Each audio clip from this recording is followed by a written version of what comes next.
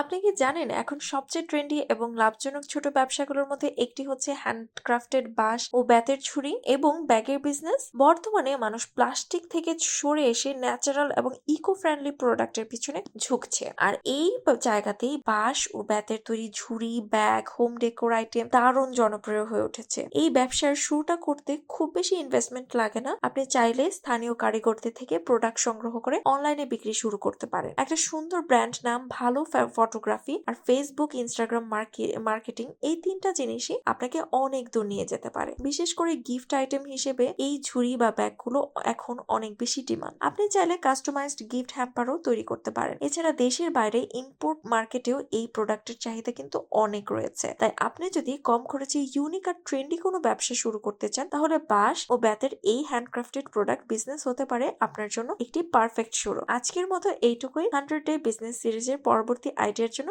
সাথেই থাকুন।